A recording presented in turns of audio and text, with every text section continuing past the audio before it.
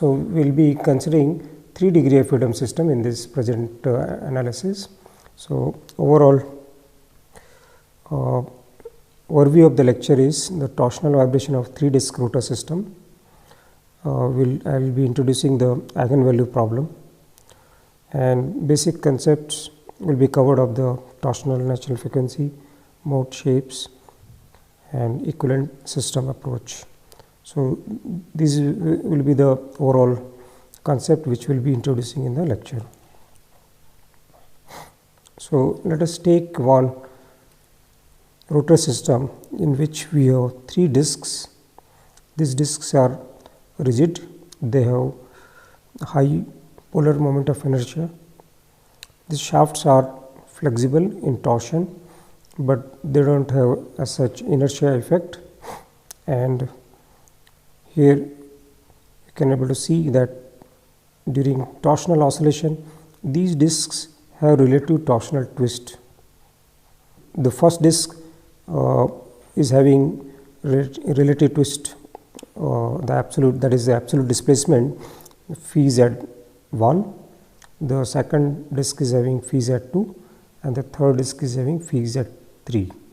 And this rotor system is mounted on frictionless bearing. So during motion, as such, these supports are not preventing its torsional motion. So this particular case is also similar to the free condition. The shaft which is between disc and 1 and 2 is having torsional stiffness Kt1, and the shaft which is in between disc 2 and 3 is having stiffness Kt2. Dimensions are given here. The discs are having polar moment of inertia IP1, IP2 and IP3 of disc 1 to 3 respectively. Now to obtain the equation of motion, we will obtain the free body diagram of each of the disc. So this is the free body diagram of 3 discs. You can able to see that this is the free body diagram of disc 1, and in this particular case we have taken the positive convention that if we are looking from the right hand side onto the disc, the counterclockwise motion is positive direction. So we can able to see this I have drawn in counterclockwise direction, which is the displacement of the disc, which I have taken positive in the vector form. This will be the positive direction according to the right hand rule. This is the reactive torque coming from the shaft 1. So you can able to see this is phi z1 minus phi z2. This is the relative twist of the shaft, and this is the torsional stiffness of the shaft 1. The direction of this is opposite to the displacement.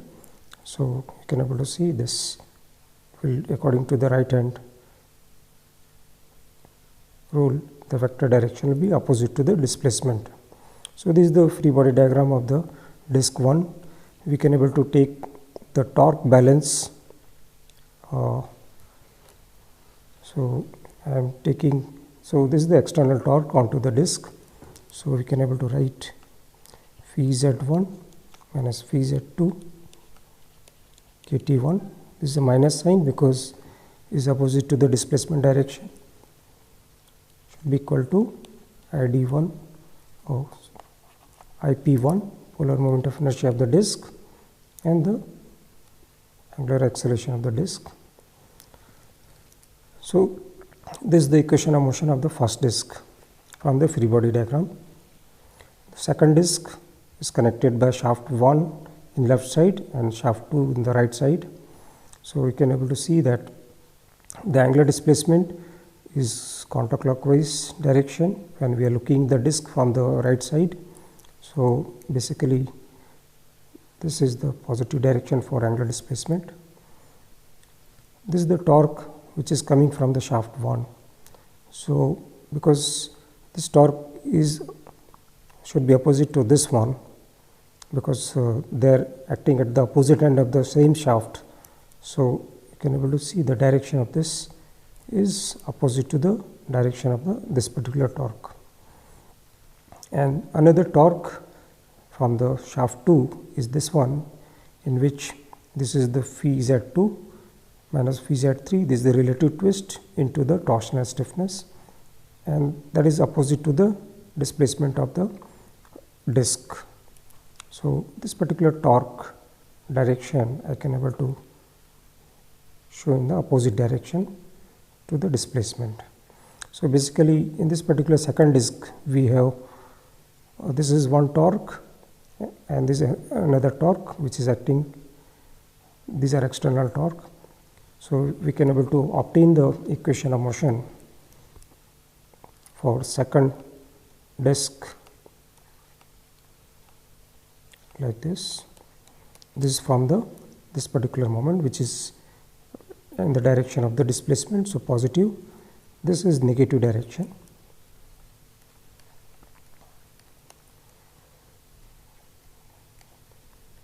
Kt2 should be equal to rotary inertia of the disc. So this is the equation of motion of the second disc. Similarly, third disc is connected in the left hand side by the shaft 2, and this particular torque will be equal and opposite to this one. So the torque direction will be opposite to the previous one. Sorry, this will be opposite to this one, which is left side. Now it is right side, and this we are taking in the positive direction, angular displacement direction. So from here we can able to obtain the equation of motion for the third disc, that is phi z2 minus phi z3. Kt2 should be equal to inertia of the third disc. So you can able to see that we obtain equation of motion of all three discs, and we can able to rearrange these in matrix form. That will be more convenient to handle. So in the next slide, so this is the equation of motion which we derived in the previous slide. I have put them in a matrix form. So you can able to see this. This is nothing but the mass matrix of the rotor system. This is the inertias, this is angular accelerations, these are the displacements, and all the stiffness terms are here. This stiffness matrix, you can able to see this is a symmetric matrix. In this particular case the mass matrix is diagonal, and the form of this equation is similar to a standard form of the multi-degree of freedom system, vibration system.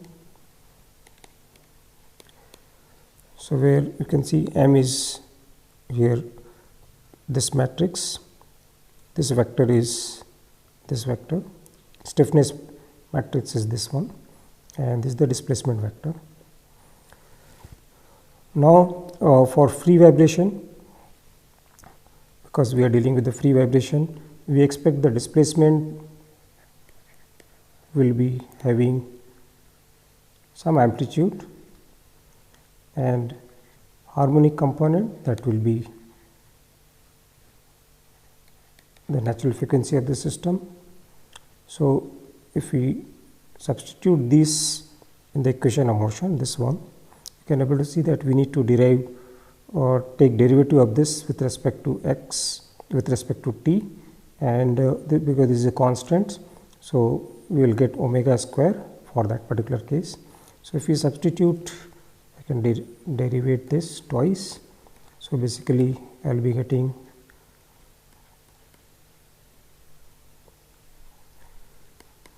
this expression, and this expression, if we substitute these two in the equation of motion, I can get this equation, in which now you can able to see omega square minus has come here, and I have taken the displacement vector, which is amplitudes, this capital X outside.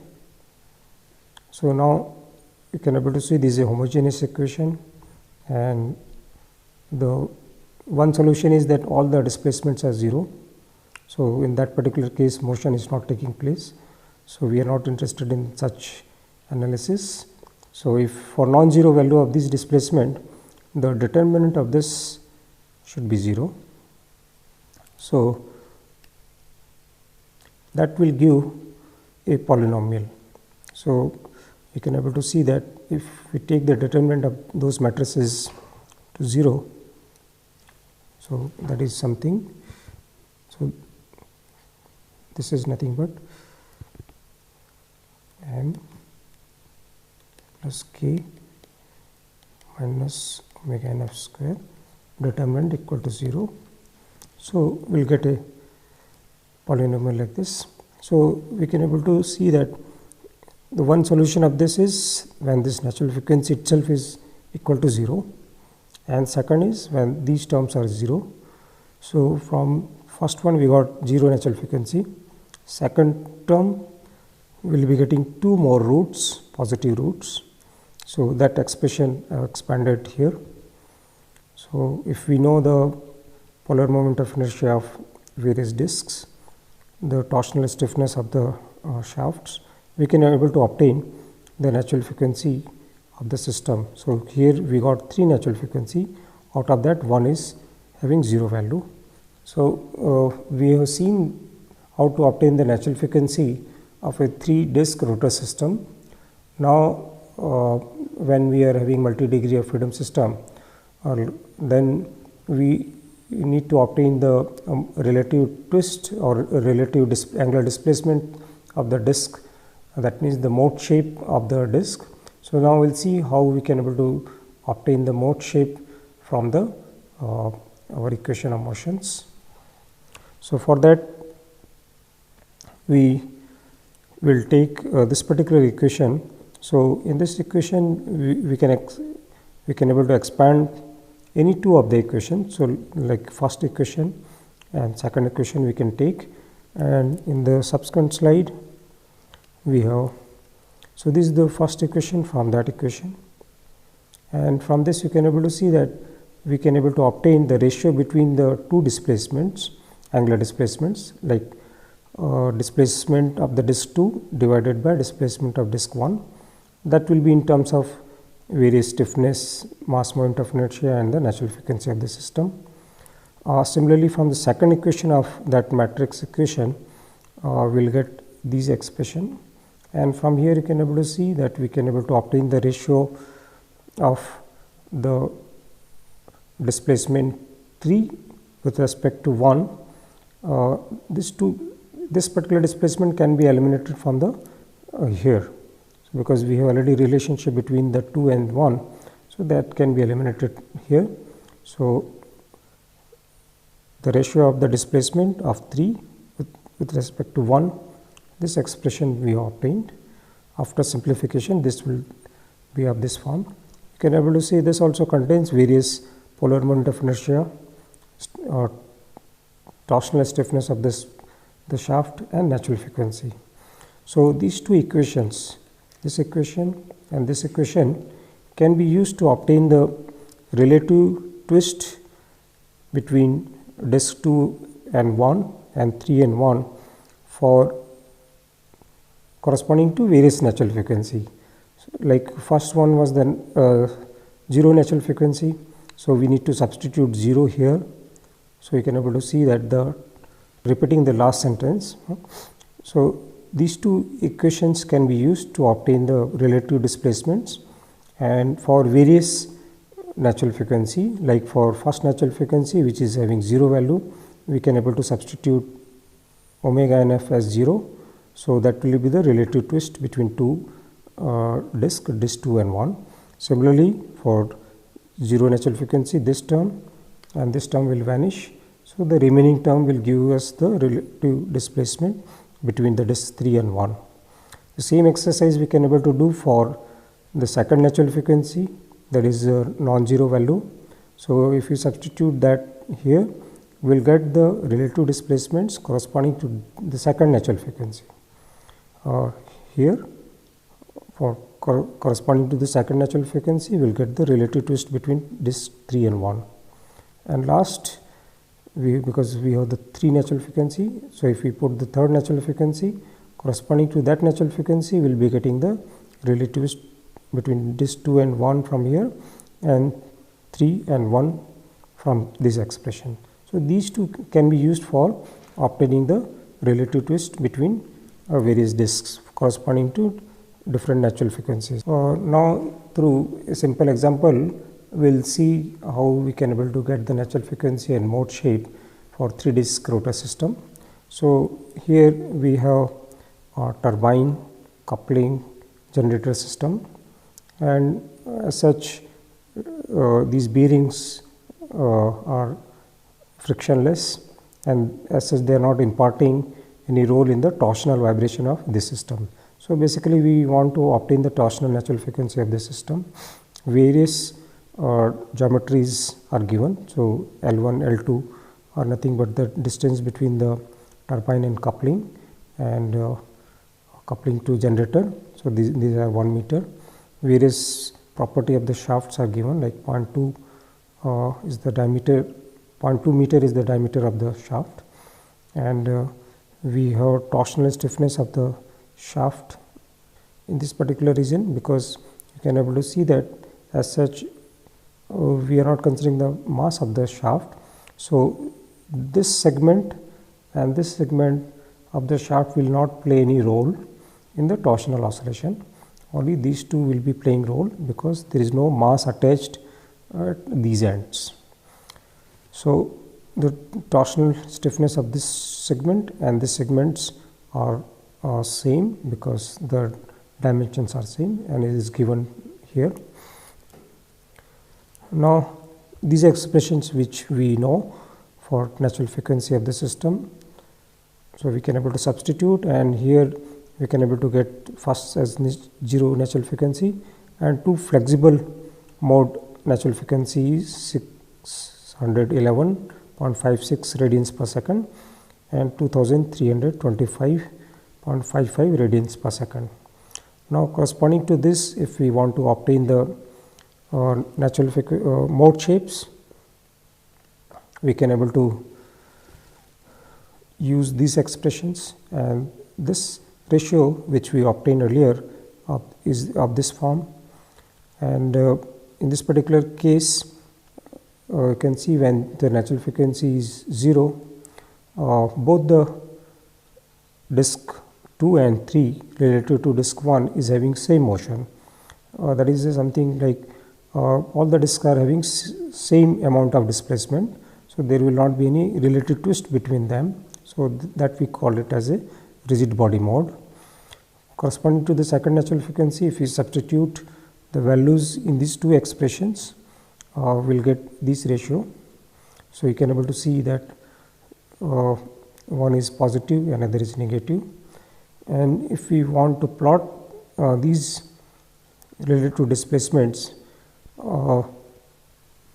we can able to plot it. So this is the plot of the mode shape. The first one was having all disks same displacement. So this is a turbine, coupling, and generator. These are the displacement, 3 displacements. For the second natural frequency, you can able to see that this is for turbine. We can take this as 1. Corresponding to that, second disk will be having 0.26 displacement, and the third will be having negative. So shown in the negative direction. Corresponding to the third natural frequency, here if we substitute this in these two ratios, we will see that one becomes negative and another is positive. So the mode shape will take this shape. The disk 1, if we take value 1, the disk 2 will be having a large negative value, and disk 3 will be having small positive value. So here you can able to see that in second natural frequency there are 2 nodes appearing where there will not be any torsional oscillation. In this first natural frequency there will be one node between coupling and the generator, and these nodes are very important because high level of stresses we expect at these nodes. Now the same problem will solve using a indirect approach. In this particular approach, we will not be obtaining the equation of motion from free body diagram, but we will try to obtain the natural frequency of the system by qualitative nature of the mode shapes of the system. So, in this, because we know there are 3 disks and there are 3 possible modes, and those 3 possible modes, from that we will try to obtain the natural frequency of the system. So, let us see how this can be obtained. So, this is the 3 rotor system. We are interested in obtaining the torsional vibration of torsional natural frequency of this, because the supports are something like free corresponding to the torsional vibration. So, in this particular case, we expect that the one natural frequency will be 0, because it is very clear that when we have free vibration condition, boundary conditions, we have one of the natural frequency 0, and correspondingly the mode shapes is we call it a rigid body mode, in which all the disks are having same displacement. So, as such, this particular mode is having no practical relevance, so we will not be considering that particular natural frequency determination, but we are interested in obtaining the 2 other natural frequency which are corresponding to flexible mode. So, for this flexible mode, you can able to see we can have this is the possible mode shape, in which you can able to see that this is the one of the mode shape, in which these 2 disks are having displacement in synchronous with each other, but this particular disk is having displacement in the anti-synchronous with this. So, that means in one of the mode we expect that maybe this and this disk will be having same direction of motion, let us say clockwise, and this will be having displacement in the other direction and anti-clockwise. So, this has been shown here. So, you can see this is the 0 axis, and we have positive direction displacement of these 2 disks, but this third disk is having negative direction. So, this is one of the possible natural mode this particular disk rotor system can have. Other possibilities, maybe the outer 2 disks are having same direction of motion, maybe clockwise or anti-clockwise, but the central one is having motion opposite to the other 2. So, here you can able to see that this is having positive displacement, this is also having positive displacement, but the middle one is having opposite to these 2. So, this is another possible mode. In this second case, we have taken this 2 is having same displacement. It may happen that maybe the second and third disk is having same displacement as compared to the first one. So, other case is possible, but that will be determined by the relative mass moment of inertia of the disk as well as the stiffness. So, in this particular case, we assume a specific case, and depending upon the relative values of the natural frequency and the torsional stiffness of the shaft, we can have a other possible mode shape in which the disk 2 and 3 is having same displacement as compared to the 1. But for the present case, let us consider that disk 1 and 2 are having same displacement as compared to the third one. So, now if we consider this particular system, let us say the third one case in which we have the 2 outer disks having positive displacement and the central disk is having negative displacement. So, this is disk 1 location, this is disk 2 location, and this is 3 disk location. So, in this particular case, you can able to see these are the node position where there is no displacement, So as such, we had the rotor system like this.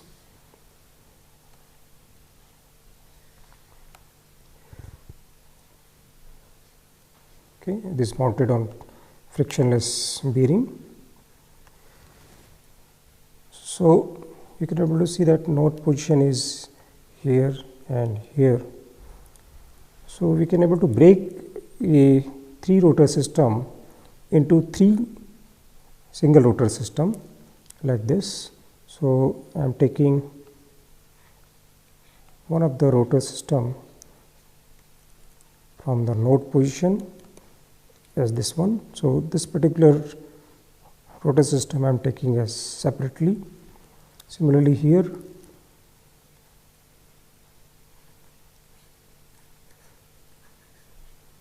because this is a node position, so 0 displacement. So this rotor system is another I am taking separately, and in between these two I am taking a third system like this. So you can able to see that we had 3 disc rotor system earlier. This was single system. Based on the information of the mode shape, we have broken this single system to 3 systems, 1, 2, 3. This is a cantilever kind of boundary condition. This is also cantilever kind of boundary condition. This we know is IP3, this is IP1, this is having IP2 moment of inertia, and these lengths, if we know at present they are unknown, the node position is unknown. So if we know that, we can able to obtain the natural frequency of this system and this system, and because we have broken them from a original system, natural frequency of all these 3 systems should be same and should be equal to the original system. So this is the basic idea by which we can able to obtain the natural frequency of the original system. So here the main aim is to obtain what are these segments, this lengths of the shaft segment. If we can obtain this line segment length, then we can able to obtain the natural frequency of either of these natural system, which and all are belonging to the same system, so their natural frequency should be same as the original system. So now we will be writing the natural frequency of these systems for unknown length of the shafts, and from there we will try to obtain the length of these shaft segment. So this is the natural frequency of the cantilever first one, which is left side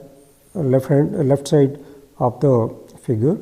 So this is the IP1, and this is the torsional stiffness of the shaft segment of the cantilever thing, and in this this length is unknown.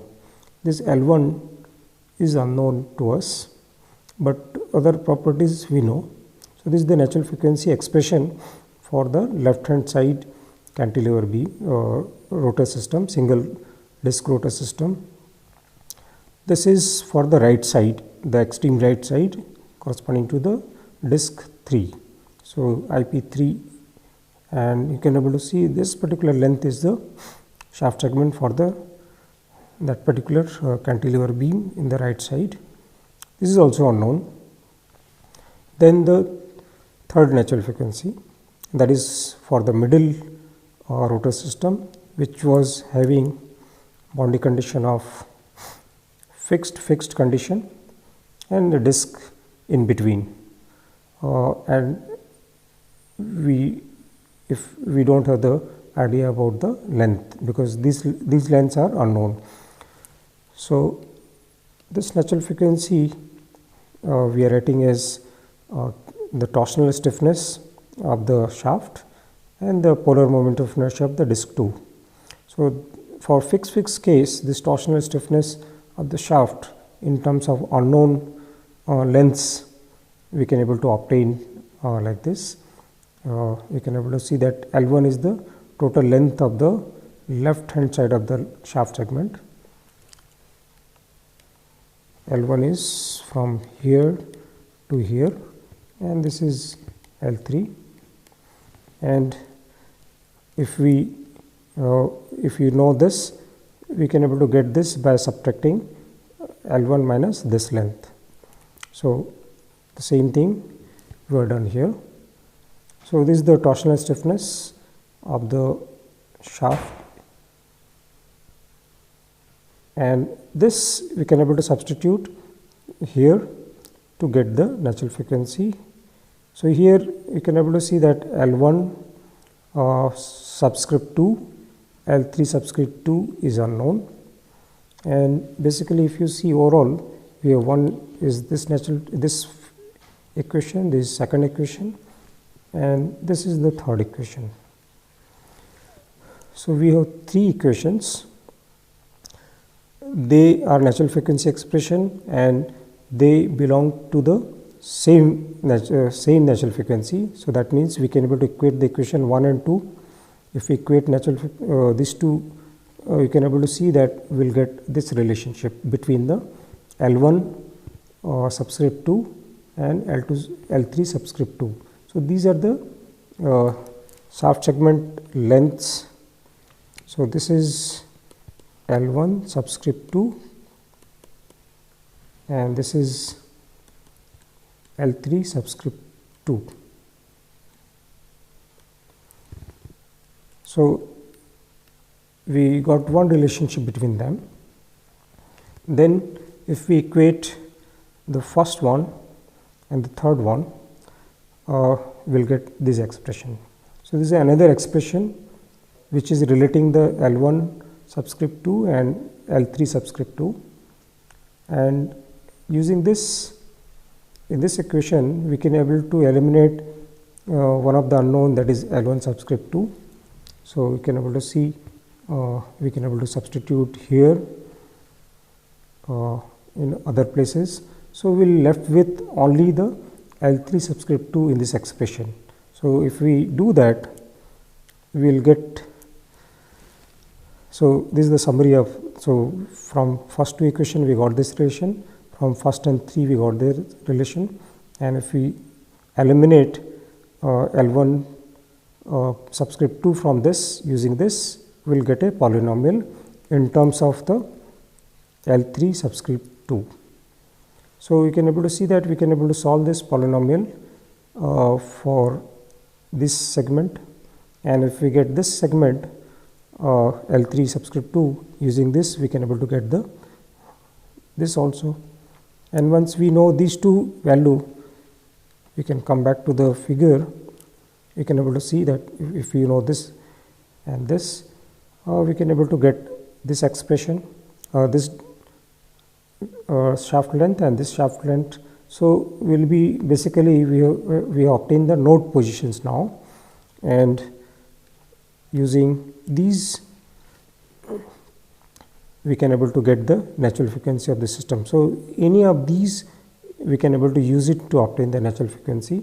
All these will give the same natural frequency. Now through one simple example, we will try to see this 3-disc rotor system, how it can be analyzed. So we are interested in the torsional natural frequency of a turbine coupling generator rotor system. This is shown here. This is a turbine, this is a coupling generator. As such is having free bond support. So as such they are not imparting any torsional vibration or torsional torque, external torque to the rotor system. And various property of the three major mass of the turbine and the coupling and the generator is given here. The shaft property is also given here. We are assuming that the shaft is uniform, and as such they don't have inertia, and bearing is having no frictional torque onto the rotor, and the length of this particular shaft segment between the turbine and the coupling, and between coupling and the generator is 1 meter. And as such, for the method, indirect method which we have studied in which from the possible flexible modes of the system directly we try to obtain the node location, and from node location we could able to obtain the natural frequency of the system. So let us see through one example how it can be done. The example is the same as we have done previously. So for this particular thing, we have seen that we get a polynomial using the indirect method like this, and if we substitute various values of the polar moment of inertia and in this expression, we will see that this polynomial will be reduced to this expression, and here from here we will get two roots, because this is a quadratic in L3 2. We will get two roots, and corresponding to these two roots, using this expression we will get two possible values of the L1 subscript 2. So we can able to see that we have two combinations of the L1 subscript 2, L3 subscript 2. This is one possible combination, and this is another possible combination. So now let us try to see what are these values they represent in the rotor system. So for first case, that is first possible values, L1 is this one and L3 subscript 2 is this one. So basically these are the these distances, this one and this one. So we can able to see that if node is here and node is here, this system can be broken into three single rotor system. And now because we know the length of this, so natural frequency of this can be obtained, or natural frequency of this can be obtained, even this can be obtained, and they should be same as the natural frequency of this system. Similarly, for the second combination of the L1 subscript 2 and L3 subscript 2, we have these values. For this particular case, you can see that this is the node position.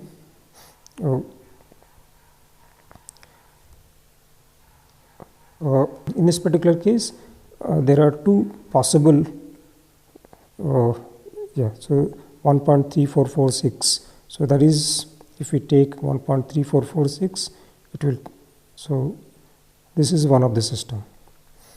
And other end, this is 0.6723 from the right side.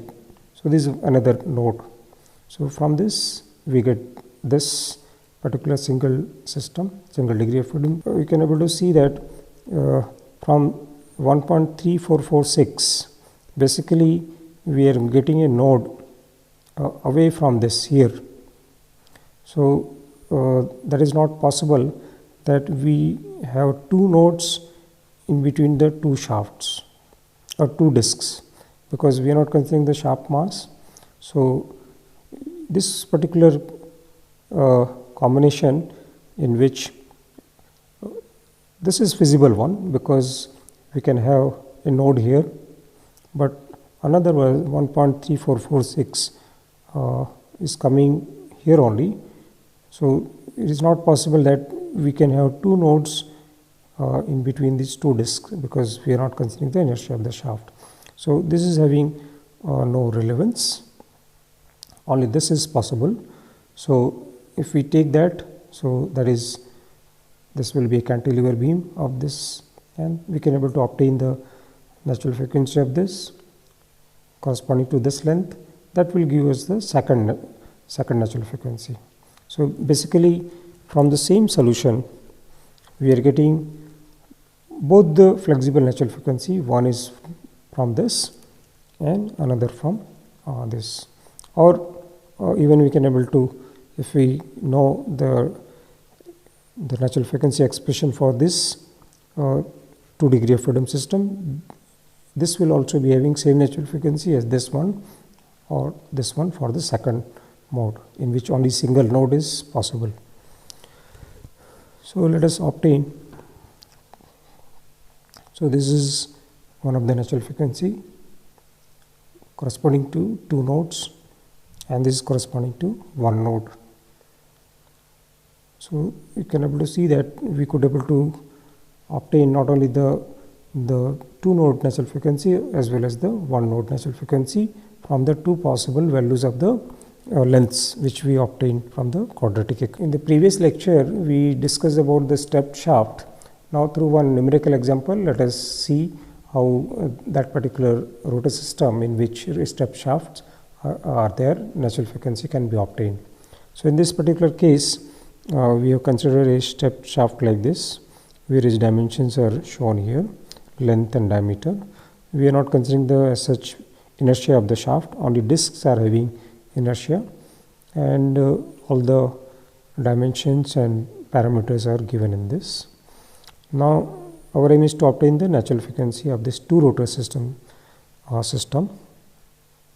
So various geometrical parameter from the geometry of the shaft can be obtained. Torsion of the first shaft segment, second shaft segment, third shaft segment, because they have different steps, so they can be obtained.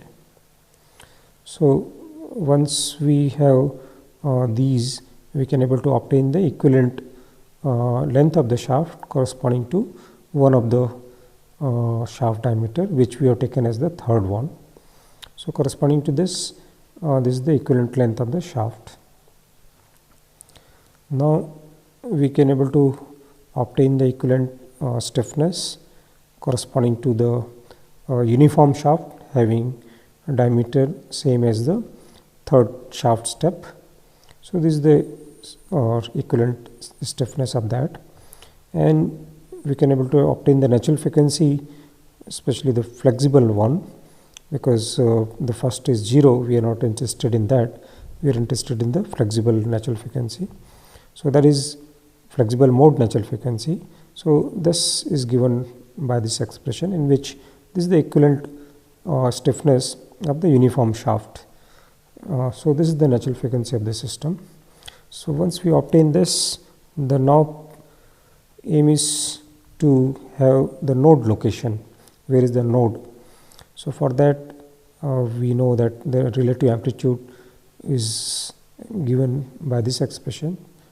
So this is the ratio of the 2 amplitudes.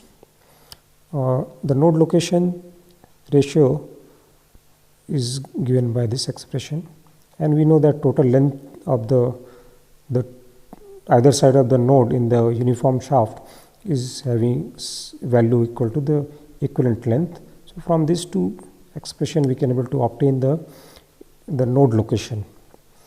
And so if we see in the figure, this is the equivalent uniform shaft, and we have a node location here.